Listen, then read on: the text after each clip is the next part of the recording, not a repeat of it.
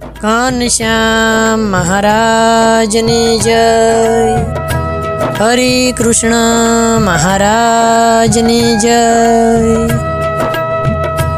શ્રીજી મહારાજ એકવાર દાદા ખાચરના દરબારમાં લીમડાના વૃક્ષ નીચે પધાર્યા. ઢોલિયા ઉપર ઉગમણે મુખારવિંદે વિરાજમાન થયા. એ વખતે ખોખરાના હરિભક્તો વસ્તો ભગત આદિક સર્વે મહારાજના દર્શને આવ્યા અને ઋષભાનંદ સ્વામીને ભેળા થયા. એટલે એમણે કીધું કે તમે મહારાજના દર્શને આવ્યા ને, એ બહુ સારું કર્યું. પછી ઋષભાનંદ સ્વામી સર્વે હરિભક્તોને તેડી અને મહારાજના દર્શને આવ્યા. સ્વામી મહારાજને કે મહારાજ અમે માળ વાળ્યો. એટલે રાઘવાનંદ સ્વામીએ મહારાજને કીધું કે આ વસ્તા ભગતે આખું ગામ રોકી રાખ્યું હતું. એમનો સત્સંગ થયો ને એટલે સર્વે માણસોને સત્સંગ થયો. પછી મહારાજ કે ગામ બળી ગયું એ ગામના કે બીજા ગામના હરિભક્ત? વસ્તો ભગત કે હે મહારાજ અમે એ જ ગામના. મહારાજ કે તમને સત્સંગ કેમ કરીને થયો? વસ્તો ભગત કે હે મહારાજ અમે નાનક પંથીના ભગત હતા, પણ એમાં કાંઈ અમે માલ ભાળ્યો નહીં ને પછી અમે માર્ગીના ભગત થયા. તે એમાં પણ કાંઈ સાર જોયો નહીં. અને અમારો મોટો ભાઈ કાનો હતો ને, એણે કીધું કે વસ્તા તું ભક્તિ તો કરે છે પણ એમાં તારો મોક્ષ થાય ને એવું કાંઈ નથી.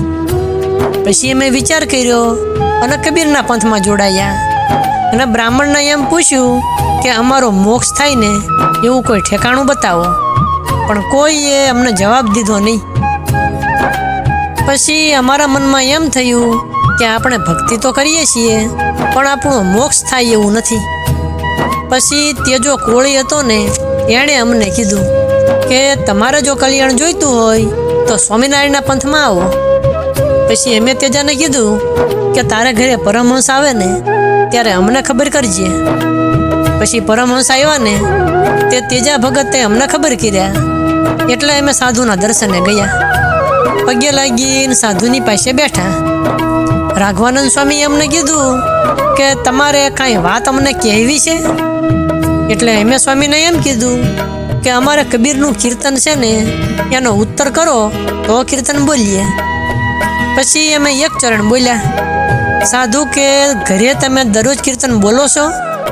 જો બોલતા હોય તો ચારેય પદ બોલો. મહારાજે વસ્તા ભગતને પૂછ્યું કે તમે ચારેય પદ બોલ્યા કે નહીં? વસ્તા ભગત કે હા મહારાજ અમે ચારેય પદ બોલ્યા. પદ બોલી રહ્યા ને એટલે રાઘવાનંદ સ્વામીને અમે એમ કીધું કે તમે ચારેય પદનો ઉત્તર કરો ને તો અમે સત્સંગ કરીએ. પછી રાઘવાનંદ સ્વામીએ ચારેય પદ બોલીને એનો ઉત્તર કર્યો. એટલે મેં બધાએ કીધું કે આજથી અમે તમારા શિષ્ય અને તમે અમારા ગુરુ. આ પદનો કોઈએ ઉત્તર કર્યો નહોતો. પણ સ્વામી તમે અમારા ગુરુ થયા ને તો હવે અમારા ઘરે આવવું જોઈશે. રાઘવાનંદ સ્વામી કે અમે આવીએ તો ખરા પણ અમારે એકાંતનું ઘર જોઈએ. પછી અમે સ્વામીને કીધું કે કોઈ બાય માણસનો આવરો જાવરો ન હોય ને એવી જગ્યાએ એકાંતે તમને ઉતારો આપીએ. પછી સાધુ અમારા ઘરે આવ્યા, અમને વાતું કરી. એટલે સાધુએ એમ કીધું કે હવેથી કોઈ મતપંથની વાતો સાંભળવી નહીં અને કીર્તન બોલવા તો મુક્તાનંદ સ્વામી અને બ્રહ્માનંદ સ્વામીના કરેલા બોલવા. વસ્તો ભગત કે અમે તો સ્વામીને કીધું કે અમારા અનેક જન્મના પાપ બળી જાય છે એમ તમે કહો છો, તે અમારે કેમ માન્યમાં આવે? અમારે સંશય રહે છે. પછી સર્વે માણસોએ નિયમ લીધા ને એટલે સાધુએ કીધું કે તમારું કલ્યાણ થશે અને તમે સ્વામિનારાયણ એવું ભજન કરજો. વસ્તા ભગત કે પછી અમે તો પૂછ્યું કે સ્વામી અમે પગે લાગવા ક્યાં ના જઈએ? રાઘવાનંદ સ્વામી કે આ સ્વામિનારાયણના પગલાં છે ને એ પધરાવું, દરરોજ તમારે અહીંયા દર્શને આવવું. પછી અમારા કાકાનો દીકરો જેઠો હતો, તે એણે એમ કીધું કે સાધુએ કીધું છે કે તમારા આજથી પાપ બળ્યા. તે કેવી રીતે બળ્યા છે? પછી મહારાજ તો હસવા માંડ્યા. મહારાજ કે વસ્તા ભગત પછી કેમ થયું? વસ્તો ભગત કે મહારાજ ફાગણ મહિનાની એકાદશીનો દિવસ આવ્યો અને અમે નિયમ લીધા હતા, તે અમારું ઘર સળી ગયું. પછી અમે એમ કીધું કે હવે આપણા પાપ બળ્યા.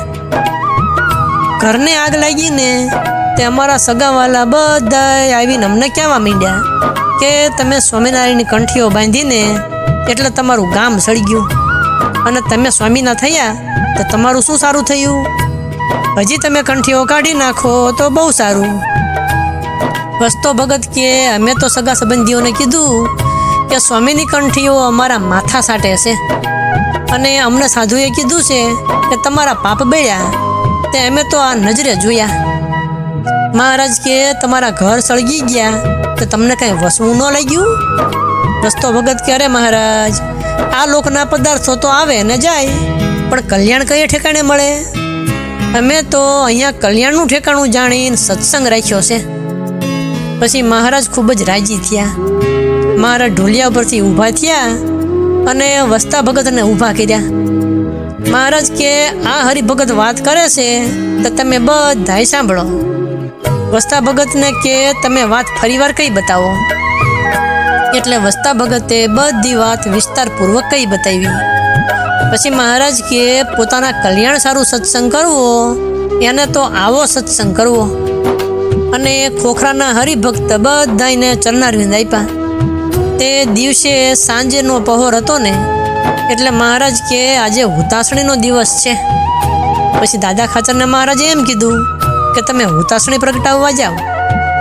એટલે દાદો ખાચર પાળા ભેળા લઈ અને હુતાસણી પ્રગટાવવા માટે ગયા. મહારાજ કે આપણે પણ ગઢાળીના માર્ગે નદીમાં સભા કરશું.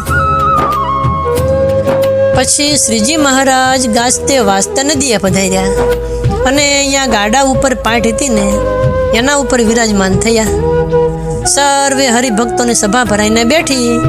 એ વખતે વસ્તા ભગતને મનમાં એક સંકલ્પ થયો કે આ સ્વામિનારાયણ ભગવાન કહેવાય છે ને, તે મારો જમણો હાથ ઝાલીને મને એમ કહે કે હવેથી પ્રભુનું ભજન કરજો. એવી રીતે કહે તો ભગવાન ખરા. આવો મનમાં સંકલ્પ થયો. એટલે શ્રીજી મહારાજ તો વસ્તા ભગતનો સંકલ્પ સત્ય કરવા માટે ગાડા ઉપરથી હેઠા ઉતર્યા અને વસ્તા ભગતની પાસે જઈ અને જમણો હાથ ઝાલીને કીધું કે હવેથી પ્રભુનું ભજન કરજો. એટલે વસ્તા ભગતના મનમાં એમ થયું કે આ તો અંતર્યામી છે અને હવે આપણા કલ્યાણમાં કાંઈ ખામી રહે એમ નથી. આવું ઐશ્વર્ય તો ક્યાંય જોયું નથી. પછી આ વાતની એ ભગતને સ્મૃતિ ન રહી અને એટલામાં તો રાઘવાનંદ સ્વામી આવ્યા. તે સ્વામીએ પૂછ્યું કે તમે શ્રીજી મહારાજને કેવા સમજો છો? વસ્તો ભગત કે મોટા પુરુષ જાણું છું. રાઘવાનંદ સ્વામી કે ભગવાન નથી જાણતા? વસ્તો ભગત કે એક ઐશ્વર્ય તો મને મહા મોટું દેખાડ્યું. મેં સંકલ્પ કર્યો ને તે મહારાજે ઉઠીને મને કીધું કે હે ભગત, તમે પ્રભુનું ભજન કરજો. એટલે રાઘવાનંદ સ્વામીને વસ્તા ભગતે એમ કીધું કે આ સંકલ્પ સત્ય તો કર્યો, પણ પ્રભુ છે એમ કેમ કહેવાય અને નથી એમ પણ કેમ કહેવાય? કારણ કે જો ભગવાન હોય અને ના કહીએ ને તો પાપ લાગે, અને જો ભગવાન ન હોય અને એમને ભગવાન કહીએ તો પણ પાપ લાગે. માટે અમે તો હા પણ નહીં કહીએ ને ના પણ નહીં કહીએ. પછી રાઘવાનંદ સ્વામી કે સ્વામિનારાયણ ભગવાન ન હોય ને તો 14 લોકનું પાપ મારે માથે. પછી વસ્તા ભગતે કીધું કે જુઓ, આ રાઘવાનંદ સ્વામીએ સમ ખાધા, તો સાધુને ક્યાં દીકરા પરણાવવા છે? તે ખોટું બોલે. આ તો આપણને પ્રભુનો નિશ્ચય કરાવવા માટે સમ ખાય છે. પછી એ ભગતને અંતરમાં ખરો નિશ્ચય થયો. એ વખતે કોઈ એક ડોશી આવી અને પગે લાગ્યા. તે ડોશી મહારાજને અડીને પગે લાગ્યા. હવે ડોશી માએ મહારાજનો ચરણ સ્પર્શ કર્યો ને એટલે મહારાજને સારું લાગ્યું નહીં. તે મહારાજે તો સોટી લઈ અને બાઈના બરડામાં મારી. પછી મહારાજ તો મોઢા પર લુગડું ઓઢીને સૂઈ ગયા. મહારાજ કે બ્રહ્માનંદ સ્વામી, અમને રીસ ચડી છે. બ્રહ્માનંદ સ્વામી કે મહારાજ, તમારી રીસ તો દૂધના ઉફાણા જેવી છે.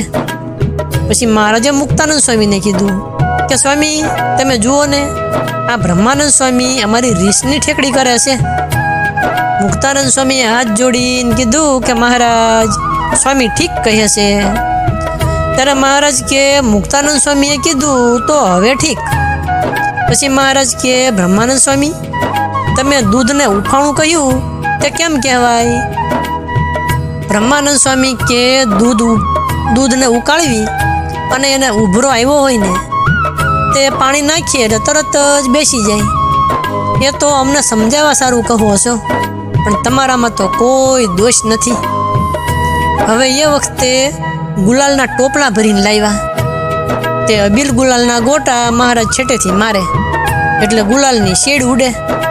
વસ્તા ભગતે આ જોયું ને તે રાઘવાનંદ સ્વામીને કે આ મહારાજ આમ બધાને મારે છે અને કોઈ કહેતું નથી.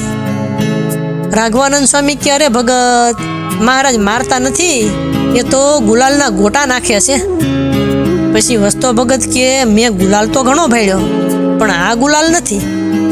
રાઘવાનંદ સ્વામી કે તમારે માનવામાં ન આવે તો ચાલો અહીંયા નજીક જઈને જુઓ. પછી સાધુ પાસે જઈને જોયું ત્યારે ખાતરી થઈ કે આ તો ગુલાલ છે. પછી વસ્તા ભગતને ભ્રાંતિ મટી ગઈ. પછી મહારાજે તાલી વગાડીને એમ કીધું કે હવે કાલે અમે બોટાદ જઈશું, જેને આવું હોય આવે. પછી મહારાજ તો માણકી ઘોડી ઉપર સવાર થયા અને વાજતે ગાજતે ગામમાં પધાર્યા. પછી મહારાજે સર્વેને કીધું કે જે ચાલી શકો એમ હોય ને એ આવજો અને જે ન ચાલી શકે એ આવશો નહીં અને અમારી મોર કોઈ બોટાદ જશો નહીં. એમ કન શ્રીજી મહારાજ જમવા પધાર્યા. જમીન પછી અક્ષર ભુવનમાં ગયા અને શ્રીજી મહારાજ પોઢી જતા હતા. હવે સદગુરુ શ્રી ગોપાળાનંદ સ્વામી કૃત મહારાજની લીલાની બીજી જે કથા તે આપણે આગળ કહીશું. અત્યારે કથાને વિરામ આપીએ. બોલો સ્વામિનારાયણ ભગવાનની જય.